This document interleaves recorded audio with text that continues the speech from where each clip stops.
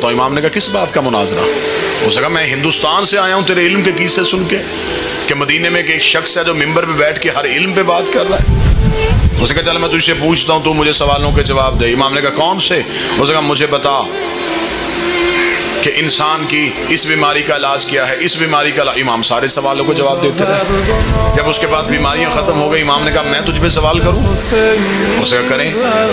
इमाम ने कहा चल तू मुझे बता, इंसान की पेशानी में लकीरें क्यों होती हैं? तू मुझे बता, सर पे बाल क्यों होते हैं? तू मुझे बता, आंख गोल क्यों नहीं होती? तू मुझे बता, नथने नीचे की तरफ क्यों होते हैं? तू मुझे बता, कोहनी पीछे की तरफ क्यों मुड़ती है? तू मुझे बता कि पाँव के तलवे में ये खला क्यों होता है? उसने कहा ये मैं कैसे बता सकता हूँ? इमाम ने कहा तू नहीं बता सकता, हम बताएं। उसने कहा आप बताएं। इमाम ने फरमाया सर पे बाल इसलिए होते हैं कि सूरज की गर्मी से, सर्दी की शिद्दत से दिमाग को बचा के रखे। उसने कहा अच्छा। मौला ने फरमाया हम आगे तुम्हें बताते हैं, पेशानी पे लकीरें इसलिए होती हैं कि सर का पसीना आंखों में ना आए। उसने कहा ये आंख का आंसू नमकीन क्यों होता है?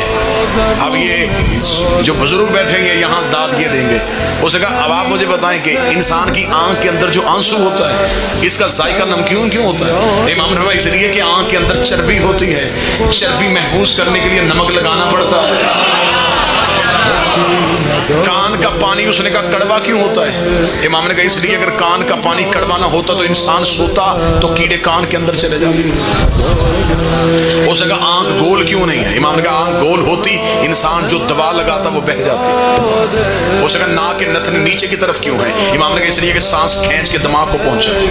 उसने कहा कोहनी पीछे को क्यों मुड़ती है? इमाम ने फरमाया इसलिए कि इंसान आगे को चलता है। उसने कहा हथेली पे बाल क्यों नहीं होते? फरमाया इसलिए कि इंसान छू के किसी चीज को पहचान सके।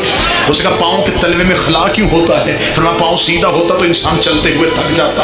132 सवालात उसने सर के बालों से लेके पाँव के अंगूठे के नाखून तक बतूल के बेटे से किए। इमाम हर सवाल का जवाब देते रहे। जब 132 जिस्म के बारे में पूछ चुका तो उसने अपनी पाँव से नलैन उतारी, अपने घुटने मदीने की मस्जिद के रेत पे रखे, इधर वो सर सजदे में रखने लगा था। या इमाम ने उसके सर के नीचे आके अपना हाथ रखा। इमाम कहने लगा क्या करने लगा है? उसने कहा तुझे सजदा करने लगा हो। इमाम ने कहा मुझे सजदा क्यों कर रहा है? उसने कहा जो बातें तूने बताई हैं ये आलिम नहीं बताता, खालिक बताता।